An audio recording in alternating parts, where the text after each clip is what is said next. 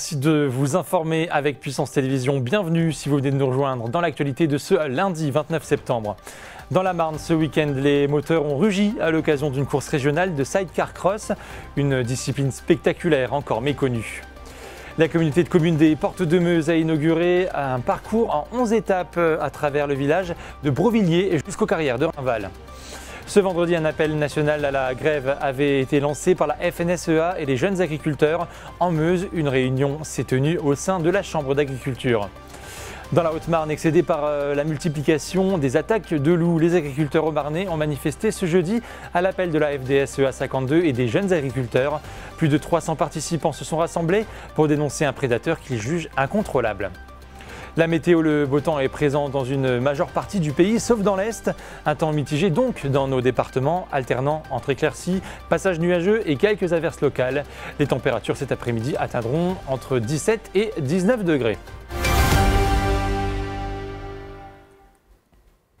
Dans la Marne, ce week-end, les moteurs ont donc rugi à l'occasion d'une course régionale de sidecar cross, une discipline spectaculaire encore méconnue où le pilote et son passager doivent jouer d'adresse et d'équilibre. Nous avons suivi un équipage marnais formé par Stéphane et Rudy. Reportage de Julien Debruyne avec Clémentine Coppola.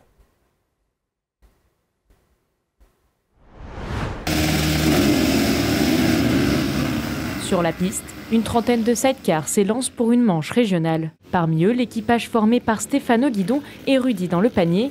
Ensemble, ils affrontent un parcours exigeant, mêlant saut, virages serrés et longue ligne droite. Ici, la règle est simple, boucler le parcours le plus vite possible. Si vous ne connaissez pas encore le sidecar cross, c'est un sport d'équipe. Le pilote tient la trajectoire pendant que le passager, surnommé le singe, se déplace sans cesse pour équilibrer l'engin. Je sais qu'il prend des bons départs, je ne regarde pas, j'ai la tête toujours dans la barre, je sais qu'il va bien partir, on est parti deuxième, ça a touché un peu au bout mais après ça va passer. Je l'ai motivé jusqu'au bout, un peu difficile parce que c'était pas notre machine non plus, des suspensions qui ne sont pas réglées à nos poids, donc à part ça non bien, on a tenu notre manche deuxième jusqu'au bout, on a réussi à faire un petit trou à la fin et je suis content de son pilotage.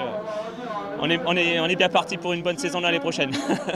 Une discipline née dans les années 70 qui demande autant de puissance que de stratégie. Ce dimanche, ce circuit marnais a vibré au rythme des moteurs. Pour Rudy et Stéphane, l'aventure ne fait que commencer, la saison est encore longue et le duo compte bien enchaîner les courses pour porter haut les couleurs du sidecar cross marnais. Ce vendredi, la communauté de communes des Portes de Meuse a inauguré un parcours en 11 étapes à travers le village de Brovilliers jusqu'aux carrières de Rainval. Ce parcours mélange l'histoire de la commune, mais aussi les espèces végétales et animales. Léo Martin nous en dit plus. Une initiative qui voit le jour 7 ans après le début du projet. Ce vendredi 26 septembre, la communauté de communes des Portes de Meuse a inauguré un sentier avec 11 étapes qui mélangent le patrimoine local et la faune et la flore. Un moyen de faire découvrir le village. De garder cette mémoire de carrier qui était un métier très difficile.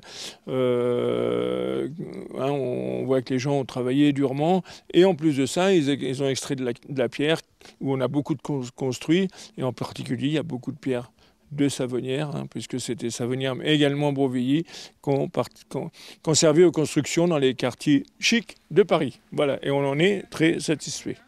Ce sentier continue jusqu'aux carrières de Rainval, un lieu emblématique de la pierre de Savonnières, un endroit qui abrite de nombreuses espèces. L'objectif de Nature Rurale, c'est de préserver la biodiversité. Alors, préserver la biodiversité, mais aussi en permettant aussi l'activité humaine sur les sites. Bien sûr, il faut que la biodiversité et l'activité humaine soient compatibles et puissent travailler ensemble. Il y a les fameuses chouettes, mais aussi les chiroptères, les chauves-souris. Il y a aussi la salamandre. Il y a plusieurs qu'on s'appelle variétés, on va dire animales, végétales, qui permettent d'enrichir le site. Une exposition sur les carrières de Rainval est également à découvrir à la Maison de la Pierre. Et regardez notre image du jour. Ce dimanche, au lac du Der, plus de 427 grues cendrées ont été comptabilisées au lever du jour. Un spectacle qui marque le début de leur grande migration vers le sud de l'Europe. Comme chaque automne, ces grands oiseaux trouvent dans le lac du Der une halte idéale avant de poursuivre leur voyage. La Ligue de protection des oiseaux Champagne-Ardenne et ses bénévoles suivent de près ce passage grâce à des comptages hebdomadaires. Ce vendredi, un appel national à la grève avait été lancé par la FNSEA et les jeunes agriculteurs. En Meuse, une réunion s'est tenue au sein de la Chambre d'agriculture. En tout, plus d'une vingtaine de personnes étaient présentes. Le but est de dénoncer les accords du Mercosur et les taxes de Donald Trump. Julien De Bruyne avec Léo Martin. Leur colère n'a jamais disparu.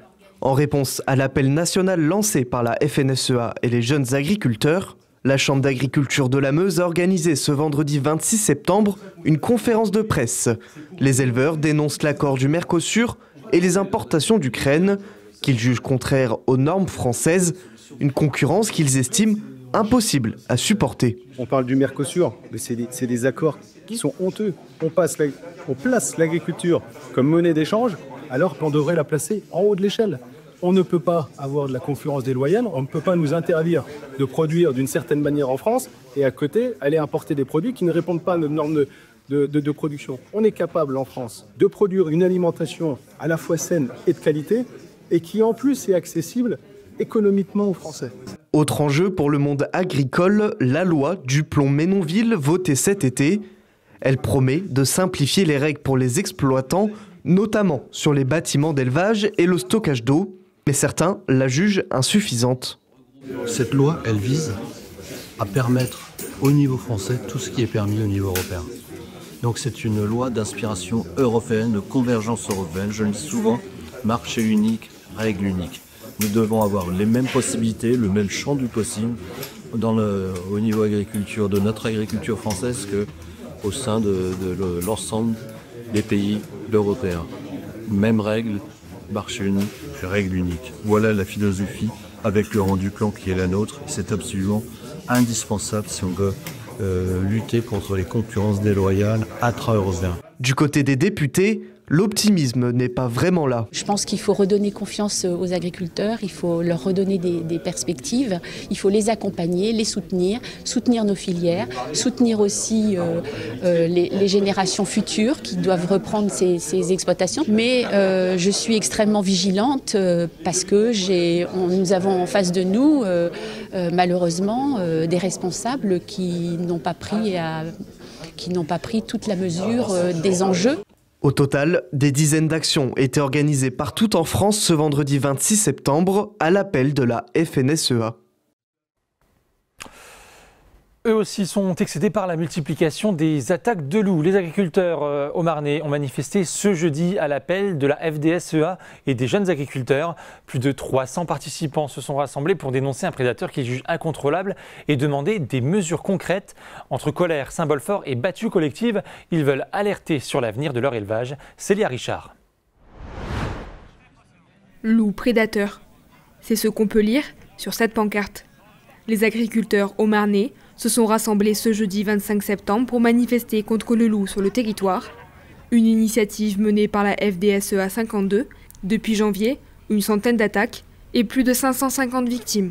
Aujourd'hui, ils demandent que de véritables actions soient prises et mises en place par les administrations pour les protéger de l'animal. Aujourd'hui, on sait qu'on a un couple et 7 voire 8 louveteaux et la catastrophe va arriver d'ici quelques jours à quelques semaines, ça va être très compliqué. Aujourd'hui, on demande que l'administration s'occupe réellement du problème, et c'est-à-dire il faut qu'on fasse du prélèvement sur ces loups. Un prédateur qui touche les ovins, mais qui impacte également les autres types d'élevage. On est ici parce qu'on ne veut pas du loup. Nos bêtes se sauvent, sont devenues folles et ils risquent d'avoir des accidents sur la route ou tout autre, ou des avortements, et là aussi on n'est pas indemnisé. Alors pour faire passer leur message, les agriculteurs ont construit un cimetière, une croix pour un animal attaqué. Le but est de faire passer un message, ils ne veulent plus du loup. Nous on a décidé de ne pas aller en ville, mais de venir ici. Pourquoi ici ? Parce que parce qu'il y a un prédateur qui nous cause bien du souci. Une revendication appuyée par de nombreux élus locaux. On ne veut surtout pas se retrouver dans la situation de certains départements qui, malheureusement pour eux, ont eu le loup depuis 10, 15 ou 20 ans. Et aujourd'hui, ils se retrouvent avec 250 loups dans le département. Il y a un moment donné, il va falloir qu'il y ait une solution sérieuse qui soit mise en place afin d'éviter qu'il y ait encore davantage de complications. Aujourd'hui, ce sont les moutons, demain, ça va être les bovins et autres. Jusqu'où et quand est-ce que ça va s'arrêter? Il faut flinguer le loup. On ne peut pas continuer avec. C'est ce qu'ont fait nos aïeux il y a un siècle. Pendant un siècle, on a vécu sans loup. Personne ne s'en est plaint. L'Observatoire du loup a tenu à réagir à ces propos. C'est la solution des primates. On est dans une vision primaire des choses. J'ai un problème, je tue le problème. Heureusement que dans notre société, tout le monde ne réagit pas comme ça, parce que ça serait de la barbarie. Le loup n'a jamais exterminé les ressources de personne. Ce rassemblement est également l'occasion de manifester contre le Mercosur, le marché commun d'Amérique du Sud. Une alliance qui est devenue avec le temps un poids lourd de l'agriculture mondiale, un atout commercial pour certains, une menace pour les agriculteurs. Les revendications sont assez claires. Il y a un moment, il faut réguler le loup. Il faut réguler le loup. Et puis plus généralement, il faut nous maintenir des moyens de production corrects pour assurer la pérennité de nos exploitations. Si certaines nous ont dit qu'elles n'avaient rien à péter de la rentabilité, c'est avec ça qu'on vit, c'est avec ça qu'on fait vivre notre famille, c'est avec ça qu'on fait nos courses, c'est avec ça qu'on se projette dans l'avenir. La mère a été vue au début quand elle avait les tétines. Ensuite, les 5 louveteaux ont été vus, pris en photo un peu plus loin là-bas. Après un rassemblement pacifique dans la matinée, les 300 agriculteurs présents se sont mobilisés lors d'une battue. Donc aujourd'hui, nous allons faire un petit parcours pour voir où s'est déplacé le loup. Il est né là-bas, dans le secteur, dans la comble là. Aujourd'hui, le loup n'est plus présent sur notre secteur. Une action coup de poing pour mettre en avant le quotidien des éleveurs depuis des mois. Et vous pouvez retrouver toute l'actualité en continu sur notre site internet puissancetelevision.fr et à notre application mobile gratuite. On se retrouve dans un tout petit peu plus de 2 minutes avec Gaël Bossu pour l'Infosport. Nous parlerons notamment de football, de MMA et de trail, mais aussi de triathlon. Mais tout de suite, on fait un rapide coup d'œil sur vos prévisions météo.